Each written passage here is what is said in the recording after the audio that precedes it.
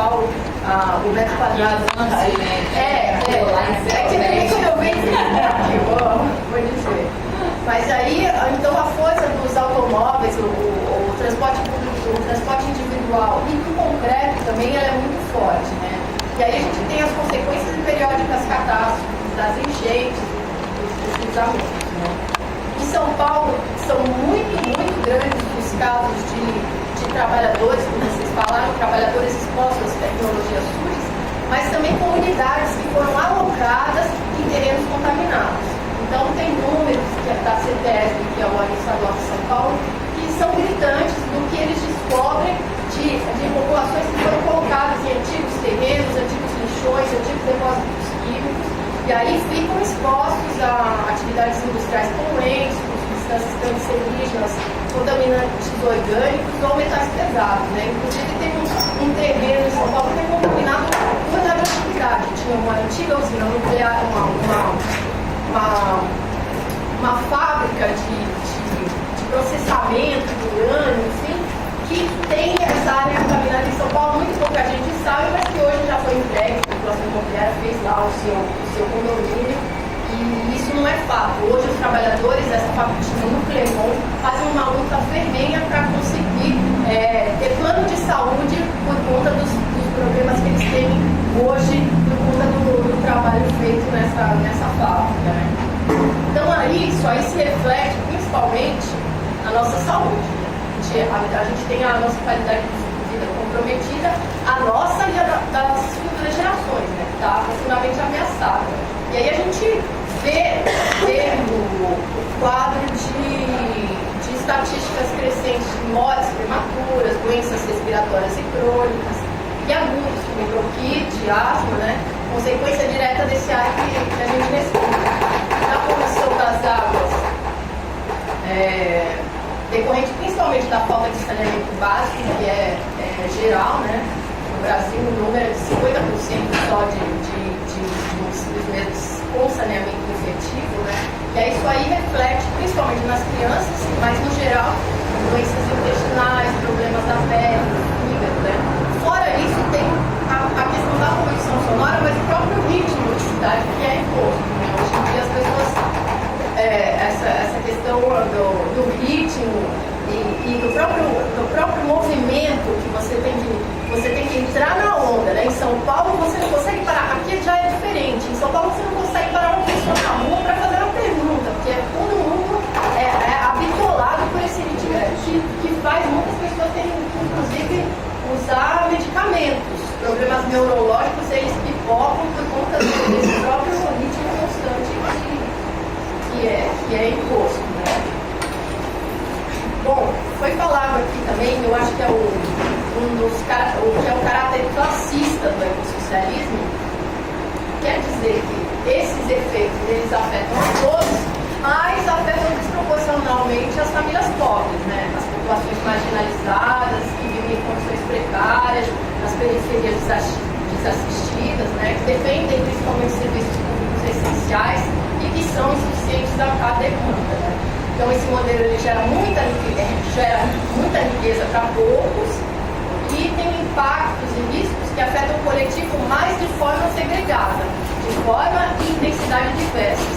Porque nesse contexto de exclusão social e degradação ecológica, os mais atingidos então são as populações marginalizadas, que vivem em péssimas condições, nas periferias e áreas de risco, né? No caso da classe trabalhadora, os pobres, as mulheres e negros, mas também, foi falado aqui, os indígenas, os quilombolas, ribeirinhos e populações tradicionais.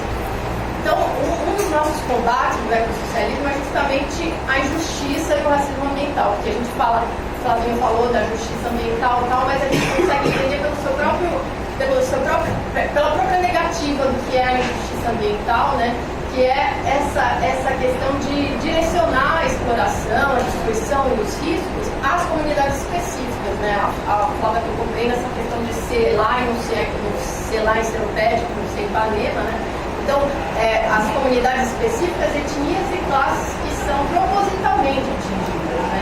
São marginalizadas e excluídas com impacto direto e nefasto na precariedade de suas condições objetivas de vida, saúde, moradia e trabalho. diagnóstico é catastrófico, é muito ruim, mas a gente luta. E aí eu acho que a luta a gente faz, né? A nossa luta é o ecossocialismo libertário, e aí a gente vê que a gente vive um momento de urgência, de reafirmação do projeto socialista com a luta ecossocialista, né? A gente necessita fazer uma atualização dessa formação socialista que a gente tem já para os desafios ecológicos, socioambientais da atualidade, né? E aí também uma forma de fazer uma diferenciação radical do projeto que se coloca aí do ecocapitalismo, da rede que se configura hoje na rede, a partir do rede da Marina Silva, né? Então essa é uma das nossas tarefas, é fazer a diferenciação. O que nos diferencia de fato é o ecossocialismo, né?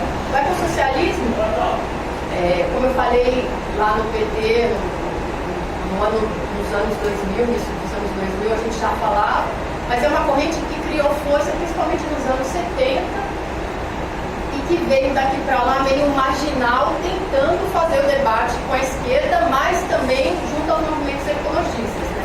Então o ecossocialismo é uma corrente de teoria de ação política de vanguarda e que tenta fazer, como o Beto falou, uma síntese entre socialismo e ecologia, né? A gente vê o ecossocialismo como um projeto de transformação radical e anticapitalista da ecologia política, porque a gente busca redefinir redefinir a trajetória e os objetivos da produção socialista no contexto ecológico. Aí sim, buscando as mudanças profundas nas relações sociais e econômicas do ser humano com a natureza.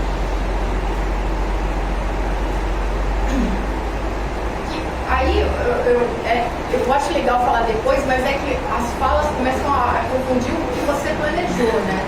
Então, fazendo essa questão da contradição trabalho, contradição natureza, também ontem assisti lá em São Paulo uma fala do Freixo que eu achei interessante, ele até tocou na questão da contradição capital-trabalho, mas aí ele falou da dignidade humana. E assim, mais ou menos, que eu entendo essa contradição, porque eu acho que a contradição do capital é uma contradição contra a lógica da vida.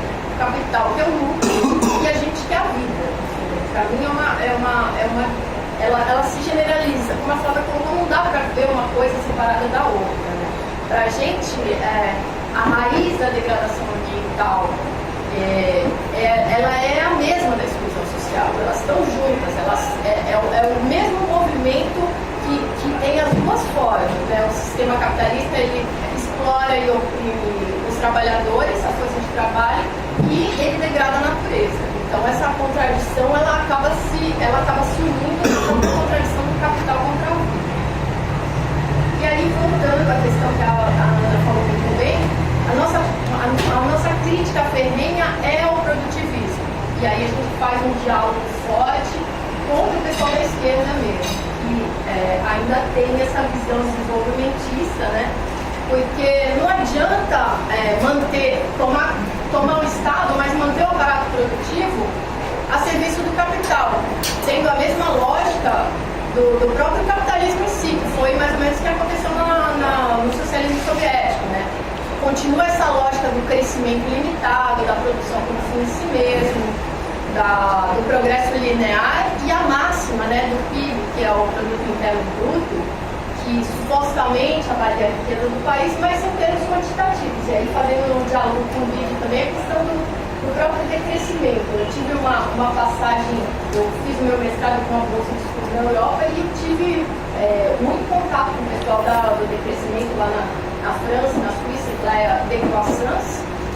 E a gente faz essa crítica porque fica muito em termos quantitativos. A gente não sai para o debate do modelo de desenvolvimento em termos qualitativos. O que é o desenvolvimento? Que tipo de desenvolvimento que a gente quer? Para que o desenvolvimento? Para quê? E aí acaba também ficando muito, as soluções apresentadas ficam muito no terreno individualista. Uma questão de, eu reciclo meu lixo, eu vou usar menos isso, a minha pegada ecológica e tal. Mas na verdade o nosso debate é muito maior, para a superação desse sistema. Porque não adianta você achar que a sua pegada ecológica é menor e continuar vivendo o capitalismo, a degradação e tudo mais. Então a gente combate fortemente o mito do progresso e esse imperativo de expansão constante, de crescimento, de lucratividade, de acumulação. Outra coisa que a gente combate também é a mercantilização da vida, né? Essa imposição de direitos de propriedade sobre os elementos da vida, né? E aí a gente tem a privatização dos recursos naturais, como a água, a terra, patenteamento dos genes, inclusive, a submissão da produção agrícola, alimentar e animal ao mercado e a lógica do lucro. Então, críticas ao produtivismo e à mercantilização da vida são fundamentais no nosso diálogo, no nosso debate ecossocialista, né? E aí também a gente faz uma crítica, então, como eu falei já, às experiências socialistas do século XX, né? Porque o que resultou daquilo ainda foi concentração de renda e poder e distribuição de degradação e miséria, distribuição de miséria e degradação ambiental, né? Outra crítica que a gente faz, claro, é a falta de democracia interna, de liberdades individuais, e aí, mais uma vez, essa questão da corrida produtivista, meio em concorrência com as potências ocidentais, né? Sem a devida transformação do aparelho produtivo do Estado. Chernobyl é um caso clássico do que foi essa experiência socialista no uso da energia nuclear. Outra crítica que a gente faz, então, como eu falei antes também, é uma crítica a esse debate ecocapitalista ou ecoreformista, que seria uma gestão social-democrata ou social-liberal do capitalismo verde, que na verdade é uma tentativa de humanizar o capitalismo com uma maquiagem ecológica, né? E aí utilizando-se dos próprios mecanismos de mercado, por exemplo, os termos desenvolvimento sustentável, economia verde, mecanismos de desenvolvimento limpo.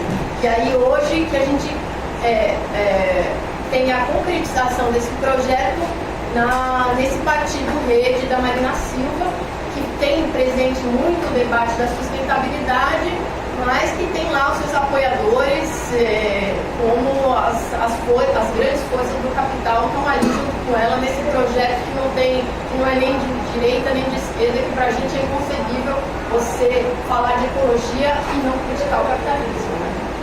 Então, na verdade, a minha avaliação é que é mais uma armadilha do capital, de confusão ideológica, porque o que a gente faz na nossa batalha é para demonstrar como são latentes as contradições entre a produção capitalista e a integridade ecológica. E, no geral, a integridade da vida, né? A continuidade da vida do planeta. Não é o planeta que está em risco, gente. A gente fala, salve o planeta. Não é o planeta. O planeta vai continuar. Está em risco a nossa vida, a continuidade da vida no planeta.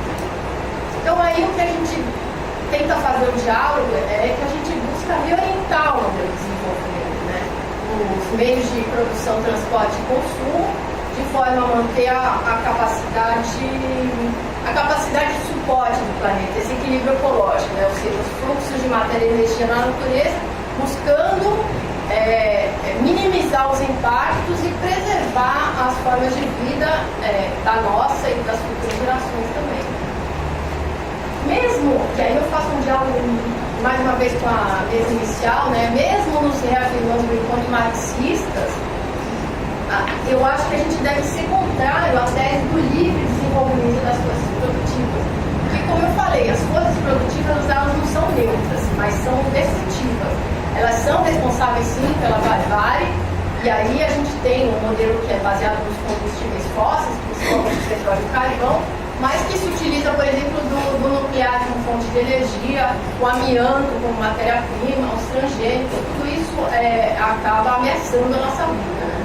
Então, o que a gente prega é que a gente tem que mudar essas relações de produção, primeiro da uma propriedade privada para uma propriedade coletiva, comunal, comunitária, cooperativa, além dessa transformação profunda que é necessária do aparelho produtivo do Estado. E aí a gente imagina novas tecnologias, o abandono, e aí essa reorientação ela é radical mesmo. A gente tem tecnologia que a gente quer abandonar, a gente não quer mais imobiliário, a gente tem produção, e aí foi colocado o diálogo com os trabalhadores tem que ser nessa questão do quanto também eles são afetados, tendo que ter contato com essa tecnologia suja, né? Então, o abandono dessas tecnologias se busca por novas formas de energia.